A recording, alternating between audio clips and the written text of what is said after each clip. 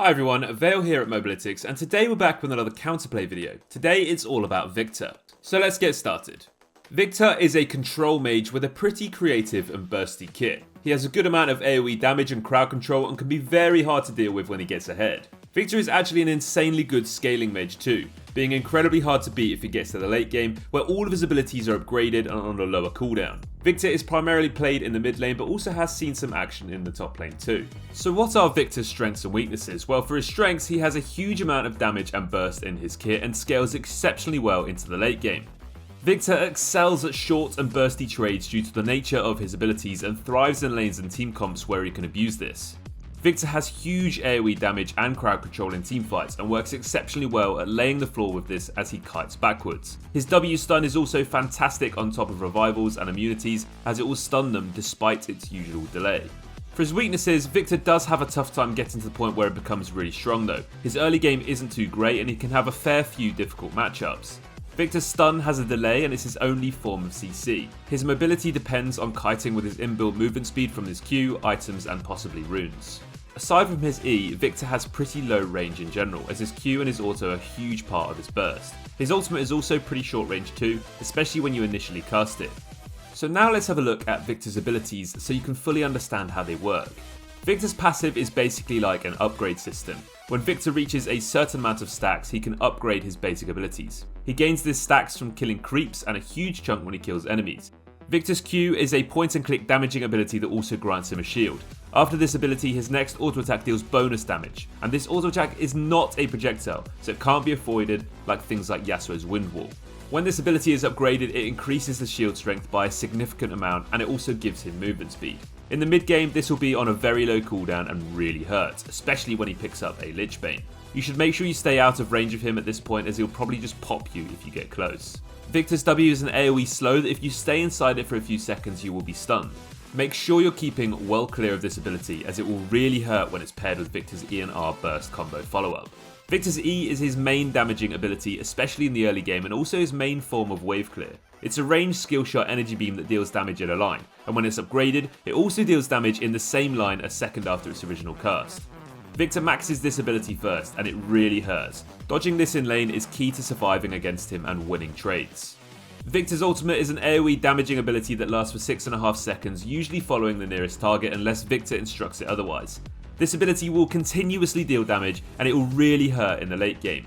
When Viktor upgrades this, it moves even faster, but thankfully he usually can't upgrade that until the late game unless he gets really far ahead and gets those stacks earlier. This ability does also cancel channels too, so be careful when playing certain champions where this can be pivotal, like Malzahar or Anivia. So to sum up Viktor's kit quickly, you want to dodge his E in the lane phase and generally throughout the game, as it does a good amount of damage. You want to respect his trading power with the shield he gets with his Q, and keep him at range in the mid game where this becomes more powerful. You want to stay out of his W, which is the AoE slow into stun, and kite out of his ultimate to avoid continuous damage. Viktor thrives on constant extended skirmishes and teamfights with his low cooldown abilities and consistent damage output, so bursting him down quickly before fights is the optimal way to beat him. So let's have a look at Viktor's power spikes, and he's actually best in the late game where his scaling comes through and he has access to all of his upgraded abilities. Viktor's late game damage is insane and he will be exceptionally hard to deal with when it gets to this point. Try to keep him at range to avoid his high damaging and low cooldown abilities, and instead only get close when he's locked up and ready for the taking. Viktor is definitely weakest in the early game. His lane phase can really be a struggle, especially versus those harder matchups, and this is really where you want to abuse him and put him behind. Influence the map, take early fights, and force any opportunity that you can to fight him whilst he's in this weaker phase. Once he gets that mythic item, you're going to be against the clock. So let's dive into how to play against Viktor throughout all stages of the game, kicking it off with the early game. So the lane phase is really when you need to punish Viktor. This is his weakest phase in the game, and you're honestly going to need to try and abuse this to improve your chances of having more impact than him. You should look to trade or fight often and early. Viktor struggles against champions that outrange him, or high mobility champions with aggressive gap closers. Whichever type of champion you're playing, you want to try and fight him and take him out early game before he gets the ball rolling.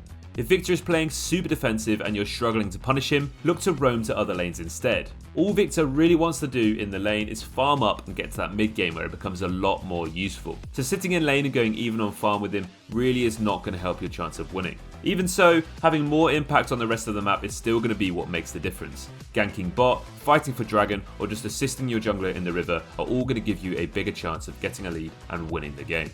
Into the mid game, and this is where Viktor really starts coming to life. He'll have his first few items, 1 or 2 maxed and upgraded abilities, and start thriving in those extended fights. You'll need to only try and fight him on your terms. Save your crowd control for him and then use that as an opportunity to get close and pick him off. If Viktor is running defensive items like Crown of the Shattered Queen, Banshee's Veil or Zhonya's Hourglass, make sure you're playing around these too, as if you don't respect them, you'll get baited into thinking you can fight him and then he'll just turn it around with his burst. Viktor's close range damage is incredible in the mid game. All of his abilities are easier to land and he can really abuse the burst from his Q and auto attack combo easier. Keep him at range and look to take him out quickly if an opportunity does come around. The late game is going to be a similar story to the mid game, but the difference is Viktor is going to deal a significant amount more damage and likely be even harder to kill.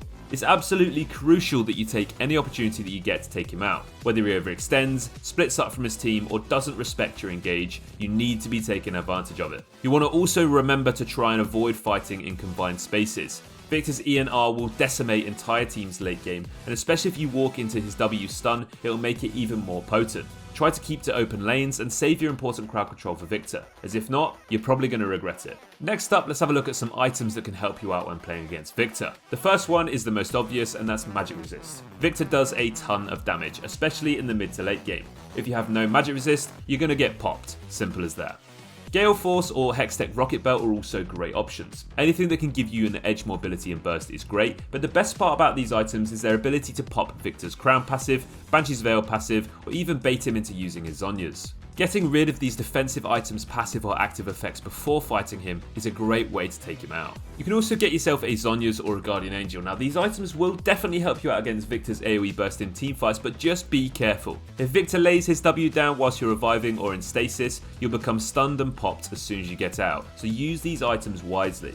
Utility items are also a great option too. If you're playing support, there are a ton of useful items you can build against Viktor. Locket of the Iron Solari or Redemption can help negate some of his huge AoE burst damage. Shirelia's Battle Song can help you chase up close or disengage, or even get a Mikhail's Blessing to get your AD carry out of Viktor's stun. So that's going to bring us to the end of this counterplay video. We hope it helped, and please let us know in the comments of anything else you'd like to see included in these counterplay videos, and we'll see what we can do. Don't forget to tell us who you want to see next. Thanks for watching, I've been your host Vale, and as always, take care.